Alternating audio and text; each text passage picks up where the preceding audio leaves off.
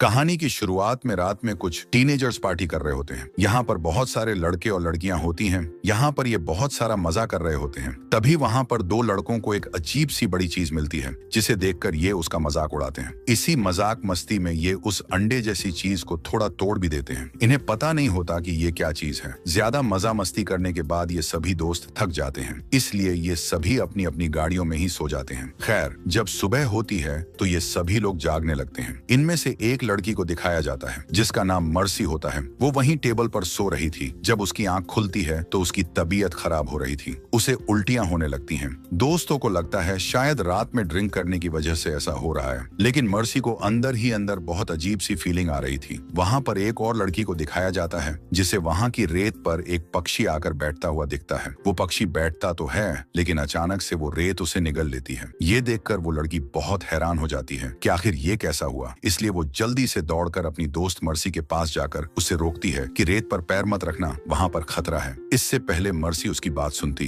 वो रेत पर पैर रख चुकी थी। उसका पैर भी रेत के अंदर जाने लगता है। वो बहुत कोशिश करती है अपना पैर बाहर निकालने की, लेकिन इस कोशिश में उसका हाथ भी रेत पर चला जाता है। वो घबरा जाती है और चिल्लाने लगती है। उसके दोस्त भी घबरा गए थे। वो उसकी मदद के लिए नहीं आए क्योंकि इस रेत में कुछ अजीब हो रहा था। किसी को भी समझ नहीं आ रहा था कि उन्हें क्या करना चाहिए। मर्सी की हालत देखकर गाड़ी में बैठा उसका दोस्त उसकी मदद करने के लिए आता है। सभी लोग उसे रोकते हैं, लेकिन वो किसी की बात नहीं सुनता। वो जैसे ही रेत पर अपना पैर रखता है, वो मुंह के बल गिर जाता है और उस रेत से चिपक जाता है। वो अपने आप को छुड़ाने की बहुत कोशिश करता है, लेकिन उसकी स्किन रेत के साथ चिपकने लगी थी। उसके पूरे शरीर को रेत ने जख्मी कर दिया था। उसके दोस्त गाड़ी स्टार्ट करने लगते हैं ताकि वो किसी तरह से अपने दोस्त को ऊपर खींच लें, लेकिन इनकी गाड़ी भी स्टार्ट नहीं होती। उस लड़के का एक दोस्त उसकी तरफ एक रस्सी फेंकता है, लेकिन वो इस हालत में नहीं था कि वो उस रस्सी को पकड़ पाए। अगले कुछ ही लम्हों में उसकी पूरी बॉडी रेत के अंदर समा जाती है। सभी लोग यह सब देखते ही रह जाते हैं और वो काफी डर जाते हैं। सभी लोग प्लान करते हैं कि जल्दी ही यहाँ से निकल जाएंगे। जो लड़का गाड़ी के ड्राइविंग सीट पर बैठा होता है उसका नाम जूना होता है। वह गाड़ी को फिर से स्टार्ट करने की कोशिश करता है, लेकिन गाड़ी स्टार्ट नहीं हो रही थी। तभी हम एक मोटे से आदमी को देखते हैं जो कि ड्रम में होता है। वो हिलने लगता है तो उसके दोस्त उससे कहते हैं कि तुम जरा सा भी मत हिलो, क्योंकि तुम अगर नीचे गिर गए तो ये रेत तुम्हें अपने अंदर ले लेगी। वो आदमी कहता है, क्या तुम मेरे साथ मजाक कर रहे हो? क्योंकि उसने अपनी आंखों से यह सब नहीं देखा था। वो उस वक्त सो रहा था। उसे इस ड्रम में दर्द होने लगा था, इसीलिए वो हिल रहा था। उससे एक लड़का कहता है कि अगले 2 घंटों में कोई हमारी मदद के लिए आ रहा है, हमने कॉल कर दी है। अगर तुम इसी में शांति से रहोगे तो वो लोग हमें बचा लेंगे। इसीलिए ये आदमी मान जाता है, लेकिन उसने झूठ कहा था, कोई हेल्प नहीं आने वाली थी। ये सब लोग यहाँ पर फंस चुके थे।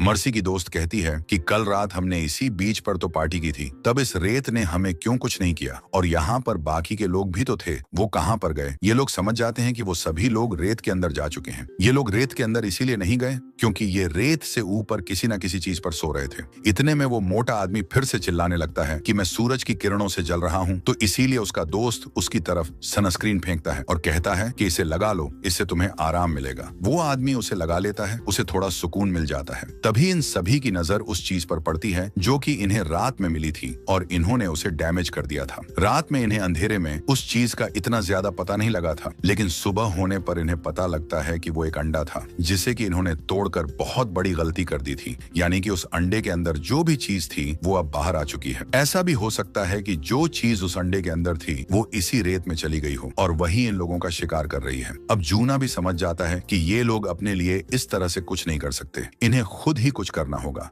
वो एक स्केटबोर्ड उठाता है और उस पर चलता हुआ टेबल के पास तक जाने की कोशिश करता है। जैसे ही वो टेबल तक पहुंचता है उसका बोर्ड स्लिप होने लगता है, इसलिए वो स्लिप होकर रेत के बहुत नजदीक आ जाता है। जैसे कि रेत से कोई चीज निकलती है और उसके पैर से टच होने लगती है। जूना हिम्मत दिखाता है और फौरन से टेबल पर चढ़ जाता है जहां पर एक बैग रखा था और उसमें कुछ स्नैक्स थे। उसे इस बैग से एक केला भी मिलता है, लेकिन जब वो उसे खाता है तो उसे भी वोमिटिंग हो जाती है। जब उसकी नजर अपने पेट पर जाती है तो वहां पर जख्म हो चुका था। ये इन्फेक्शन उसी रेत वाली चीज ने किया था। ये देखकर सभी लोग बहुत घबरा जाते हैं। जूना उनसे कहता है कि चिंता मत करो, ये कुछ नहीं है, तुम लोग अपने बचने के बारे में सोचो। लेकिन जूना के जख्म में दर्द होने लगता है, उसे बहुत तकलीफ होती है, उसके जख्म से खून आने लगता है। ये देखकर उसकी गर्लफ्रेंड रोने लगती है। जूना वहीं पर लेट जाता है। तभी गाड़ी में बैठी हुई एक लड़की सबसे कहती है कि हमारे फोन गाड़ी की डिग्गी में हैं, हमें उन्हें निकालना होगा ताकि हम मदद मंगा सकें। लेकिन कोई भी ये रिस्क लेना नहीं चाहता था क्योंकि गाड़ी में बैठकर डिग्गी नहीं खुल सकती थी। एक लड़की कहती कि मैं यह काम करूंगी। वो हिम्मत करके वहां तक जाती है, लेकिन गाड़ी गाड़ी की डिग्गी खुल नहीं पाती। यहाँ पर जो काली लड़की होती है वो उसे एक दुपट्टा पकड़ाती है और कहती है इसको जोर से पकड़ लो ताकि तुम रेत की तरफ नहीं गिरो। लेकिन अभी भी वो गाड़ी की डिग्गी खोल नहीं पा रही थी। इसीलिए जूना की गर्लफ्रेंड उसे एक रोड पकड़ाती और कहती है कि अब ट्राई करो, और वो फाइनली गाड़ी की डिग्गी खोल लेती है। लेकिन तभी उन्हें दूर से कोई आता हुआ दिखाई देता है। वो वहाँ का सुपरवाइजर होता है। ये सभी लोग उसकी तरफ देखने लगते हैं और ध्यान बंटने पर उस लड़की की उंगलियां डिग्गी में फंस जाती हैं, यानी डिग्गी बंद हो चुकी थी। वो दर्द से चिल्लाती है। ये सभी लोग उसे अपने पास बुलाने की कोशिश करते हैं, लेकिन वो सुपरवाइजर कहता है कि तुम्हारी जनरेशन ड्रग्स लेकर पता नहीं क्या क्या काम करती है। लेकिन ये सब लोग उसे बताते हैं कि हम मुश्किल में हैं। वो अपनी गाड़ी इनकी तरफ लेकर आता है और उतरने लगता है। ये सभी शोर मचाते हैं कि रेत पर पैर मत रखिएगा। लेकिन जैसे ही वो रेत पर पैर रखता है, ये देखते हैं कि उसे कुछ भी नहीं होता। सबसे पहले वो जूना के पास जाता है और उसका पेट देखकर हैरान हो जाता है कि आखिर ये सब किसने किया। इसके बाद वो उस मोटे आदमी को ड्रम से निकालने की कोशिश करता है, लेकिन वो बहुत मोटा था, वो उससे नहीं हिल पाता। इसलिए वो कहता है कि चिंता मत करो, कुछ ही देर में मैं अपनी टीम को यहाँ बुला लेता हूँ जो कि तुम्हें यहाँ से रेस्क्यू कर लेगी। लेकिन मुझे यह समझ नहीं आ रहा कि आखिर तुम लोग यहाँ पर कर क्या रहे हो। तो जूना की दोस्त उसे कहती है कि हमारी दोस्त की उंगलियां गाड़ी की डिग्गी में फंस गई हैं। सुपरवाइजर उसके पास जाता है, लेकिन वो उसकी हेल्प नहीं करता। ये देखकर जूना की दोस्त उस पर चिल्लाने लगती है और अब सुपरवाइजर उसके पास जाकर कहता है तुम मुझसे इतनी बदतमीजी क्यों कर रही हो, तुम्हारे साथ परेशानी क्या है। जिस पर वो कहती है कि तुम्हें नहीं दिख रहा कि हम प्रॉब्लम में हैं,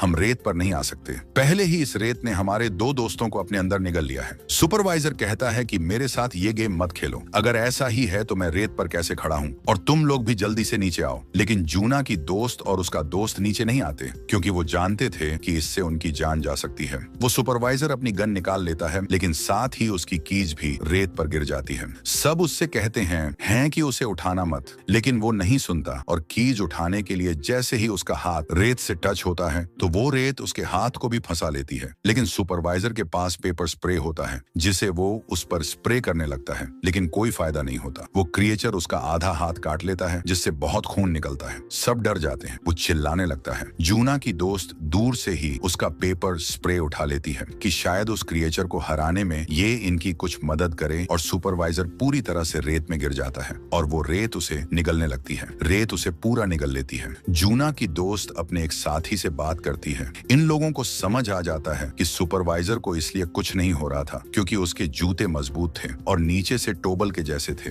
इसीलिए वो लड़का अपने बाकी साथियों से कहता है कि मेरी तरफ टोबल फेंको, हम उसे अपने पैरों पर बांधेंगे जिससे हम यहाँ से निकल सकेंगे। जब उसके दोस्त वो टोबल उसकी तरफ फेंकते हैं तो उसे पकड़ने के चक्कर में वो केविन से नीचे गिर जाता है। उसके नीचे गिरते ही रेत से बहुत सारे धागे जैसी चीजें बाहर आती हैं और उसकी बॉडी के साथ चिपक कर उसका खून पीने लगते हैं, और कुछ ही समय में वो रेत उसे निगल लेती है। ये देखकर ये लोग बहुत डर जाते हैं। अब वो ब्लैक लड़की अपने कानों पर हाथ रखकर रोने लगती है। जूना की दोस्त उसे कहती है कि सब ठीक हो जाएगा, और साथ ही एक ग्रिल उससे सीधी करके रखने को कहती है, और एक और ग्रिल वहां पर रखकर केविन से जंप लगाकर गाड़ी में चली जाती है। जैसे ही वो गाड़ी में आती है वो उस ब्लैक लड़की को थप्पड़ लगाती है क्योंकि ये सारा उसी का प्लान था कि यहाँ पर आ जाए। हालांकि इसमें इस लड़की की भी कोई गलती नहीं थी। ये दोनों मिलकर उस डिग्गी में फंसी लड़की की उंगलियों को निकालने की कोशिश करती हैं और वो उसे निकाल भी लेती है। जूना की दोस्त उसके हाथ पर टोबल बांधती है। वहीं दूसरी तरफ हम उस मोटे आदमी को देखते हैं जो कि उस ड्रम में फंसे होने की वजह से उसका पूरा शरीर दर्द करने लगा था। उसकी बॉडी से खून भी आने लगता है। जब वो खून रेत पर जाता है तो रेत से कुछ टेंटिकल निकलते हैं और उन्हें पता लग गया था कि यहाँ पर कोई इंसान है। वहीं दूसरी तरफ वो दोनों लड़कियां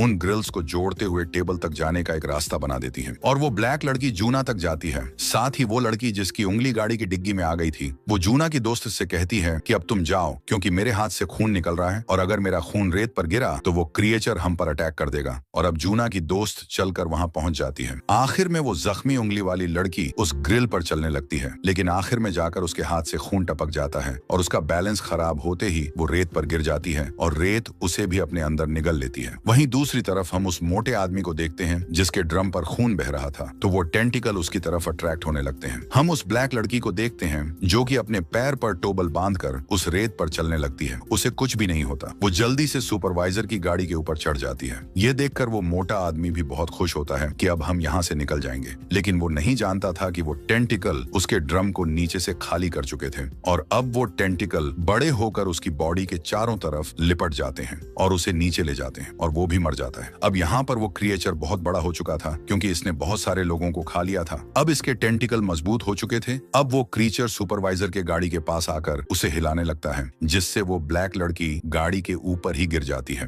गाड़ी से उसका सर टकराकर वो बेहोश हो जाती है। और अब जूना की फ्रेंड अकेली बची थी, क्योंकि अब जो जिंदा बचे थे उनकी हालत खराब थी। अब वो काफी घबरा जाती है और अब रात भी हो जाती है। रात होते ही उस ब्लैक लड़की को भी होश आ जाता है, तो वो एक एयर वाटर टब से उस लडिज तक जाती है, जिस पर वह जूना को लेटाकर गाड़ी तक पहुंचती है और पीछे पीछे जूना की दोस्त भी आ रही होती है। तो वो क्रिएचर अपने टेंटिकल से गाड़ी का दरवाजा बंद कर देता है। यहाँ पर उस क्रिएचर के टेंटिकल चमक रहे थे, उनसे नीले रंग की लाइट निकल रही थी, लेकिन जूना की दोस्त गाड़ी के ऊपर आ जाती है। वो यहाँ पर देखती है कि गाड़ी में 2 गैसलीन का कैन भी है। वो उस कैन को पकड़ती, उससे पहले वो क्रिएचर उस कैन को पकड़ लेता है। वो उसे छोड़ ही नहीं रहा था, इसीलिए जूना की दोस्त दूसरा कैन उठाकर गैसलीन गाड़ी के चारों तरफ डालने लगती है, जिससे कुछ गैसलीन क्रिएचर के ऊपर भी गिर जाती है। फिर वो उसमें आग लगा देती है, जिससे उस क्रिएचर के टेंटिकल में आग लग जाती है और वो तड़पने लगता है। जूना की दोस्त जल्दी से गाड़ी के अंदर जाकर दरवाजा बंद कर लेती है, लेकिन वो क्रिएचर गाड़ी का दरवाजा भी खोलने लगता है, लेकिन जलने की वजह से अब उसकी ताकत कम होने लगती है और वो रेत में समा जाता है। अब रात काफी हो चुकी थी और ये तीनों बहुत डरे हुए थे, इसीलिए ये लोग गाड़ी में ही सो जाते हैं। जब सुबह होती है तो कोई इनकी गाड़ी के दरवाजे पर नॉक करता है। वो एक पुलिस ऑफिसर लग रहा था। अब जूना की दोस्त बाहर निकलकर अपना पैर रेत पर रखती है तो उसका पैर नहीं चिपकता और साथ ही ब्लैक लड़की भी बाहर आ जाती है और ये दोनों यहाँ से निकल जाती हैं। लेकिन जूना की उन जख्मों की वजह से जान जा चुकी थी।